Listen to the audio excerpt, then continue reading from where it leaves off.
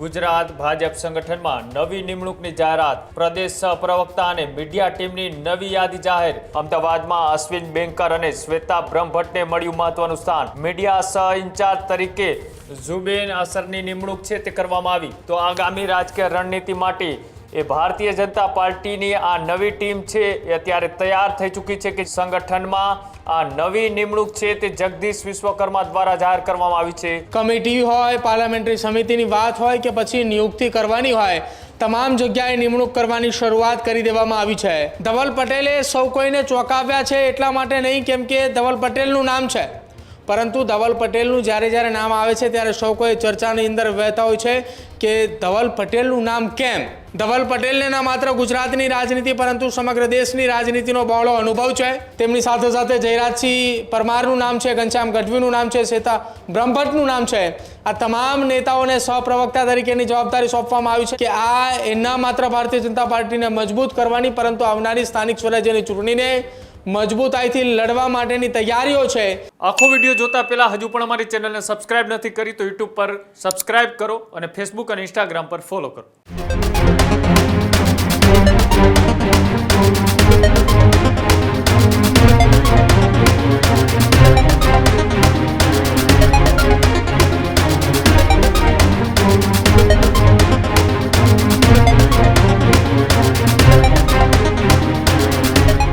ગુજરાત ભાજપ સંગઠનમાં નવી નિમણૂકની જાહેરાત, પ્રદેશ અધ્યક્ષ જગદીશ વિશ્વકર્માએ જાહેર કર્યા નામો।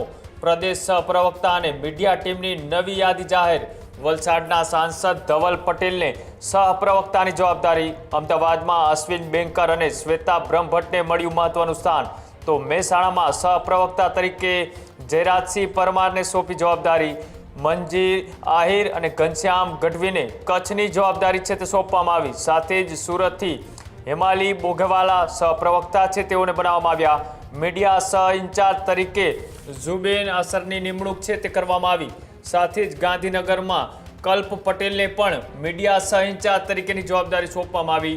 તો આગામી રાજકીય રણનીતિ માટે ભારતીય જનતા પાર્ટીની આ નવી ટીમ છે એ અત્યારે તૈયાર થઈ ચૂકી છે કે જ્યાં ચૂંટણી અત્યારે નજીક આવી રહી છે ત્યારે આ સહપ્રવક્તા અને સાથે મીડિયા ટીમની છે તે જાહેરાત કરવામાં આવી છે। સાથે સહ ઇન્ચાર્જ ટીમના પણ નામો છે તે જાહેર કરી દેવામાં આવ્યા છે। ગુજરાત ભારતીય જનતા પાર્ટી દ્વારા સંગઠનમાં આ નવી નિમણૂક છે તે જગદીશ વિશ્વકર્મા દ્વારા જાહેર કરવામાં આવી છે, જેમાં સાંસદ ધવલ પટેલ સહિત અશ્વિન બેનકર, શ્વેતા બ્રહ્મભટ્ટ અને મહેસાણામાં સહપ્રવક્તા તરીકે જયરાજસિંહ પરમારને પણ જવાબદારી સોંપવામાં આવી છે। ત્યારે કચ્છ કે જ્યાં મંજી આહિર અને ઘનશ્યામ ગઢવીને જવાબદારી સોંપવામાં આવી, તો સુરતની અંદર હેમાલી બોઘાવાલાને સહપ્રવક્તા છે તે બનાવવામાં આવ્યા।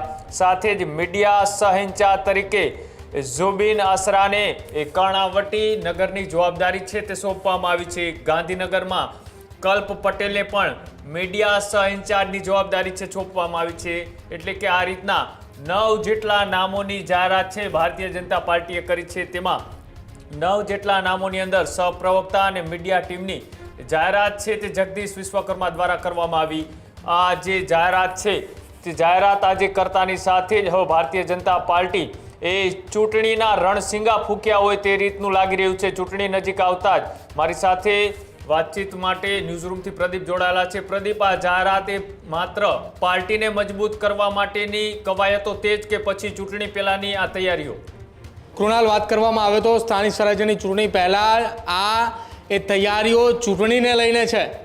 ચૂંટણીનું રણસિંગું હવે ફૂંકાઈ ચૂક્યું છે। ભારતીય જનતા પાર્ટી એક બાદ એક કમિટી હોય, પાર્લામેન્ટરી સમિતિની વાત હોય કે પછી નિયુક્તિ કરવાની હોય, તમામ જગ્યાએ નિમણૂક કરવાની શરૂઆત કરી દેવામાં આવી છે। ભારતીય જનતા પાર્ટીએ મીડિયાના સહપ્રવક્તા તરીકે જવાબદારી પાર્ટીના નેતાઓને સોંપવામાં આવી છે કે જેમાં 6 જેટલા નામો મૂકવામાં આવ્યા છે। જેમાં મહત્ત્વના હોદ્દા ઉપર જે નામો ધરાવનાર નેતાઓ છે એમાં વલસાડના સાંસદ ધવલ પટેલનું નામ છે। ધવલ પટેલે સૌ કોઈને ચોંકાવ્યા છે એટલા માટે નહીં કેમ કે ધવલ પટેલનું નામ છે, પરંતુ ધવલ પટેલનું જ્યારે નામ આવે છે ત્યારે સૌ કોઈ ચર્ચાની અંદર વહેતા હોય છે કે ધવલ પટેલનું નામ કેમ। જ્યારે વલસાડની અંદર તેમને ટિકિટ આપવામાં આવી હતી, તેમના નામની જાહેરાત કરવામાં આવી હતી, ત્યારે પણ એ ચર્ચાઓ ચાલી હતી કે કેમ ધવલ પટેલ। ધવલ પટેલને ન માત્ર ગુજરાતની રાજનીતિ પરંતુ સમગ્ર દેશની રાજનીતિનો બહોળો અનુભવ છે.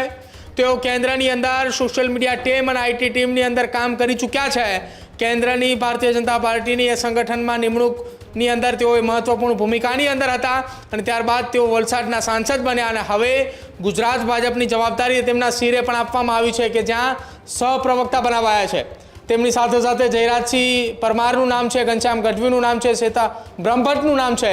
આ તમામ નેતાઓને સહપ્રવક્તા તરીકેની જવાબદારી સોંપવામાં આવી છે અને તેની સાથે સાથે મીડિયાના પ્રભારી સહ ઇન્ચાર્જ તરીકે જો વાત કરવામાં આવે તો જુબીન આસરાનું નામ છે અને ગાંધીનગરથી કલ્પ પટેલનું નામ છે. આ બંને નેતાઓ પણ ભૂતકાળની અંદર આ જ પ્રકારની જવાબદારીઓ નિભાવી ચૂક્યા છે અને ભારતીય જનતા પાર્ટીના એ ચૂંટણી માટેના રણસિંગુ ફૂંકાઈ ચૂક્યું એ વાત ચોક્કસ કૃણાલ કહી શકાય કે આ એના માત્ર ભારતીય જનતા પાર્ટીને મજબૂત કરવાની પરંતુ આવનારી સ્થાનિક સ્વરાજ્યની ચૂંટણીને મજબૂતાઈથી લડવા માટેની તૈયારીઓ છે. આદિવાસી વિસ્તાર અને દક્ષિણ ગુજરાતનો એ વિસ્તાર સાચવવા માટે ધવલ પટેલને જવાબદારી આપવામાં આવી હોય તે પ્રકારની વાત છે. ઉત્તર ગુજરાત અને મધ્ય ગુજરાતનો એ પટ્ટો કે જ્યાં જયરાજસિંહ પરમાર, શ્વેતા બ્રહ્મભટ્ટ સહિતના નેતાઓને જવાબદારી સોંપવામાં આવી છે. સૌરાષ્ટ્ર કચ્છની અંદર એ ઘનશ્યામ ગઢવી સહિતના નેતાઓને જવાબદારી સોંપવામાં આવી છે. કૃણાલ, જી બિલકુલ, આભાર જોડવા બદલ.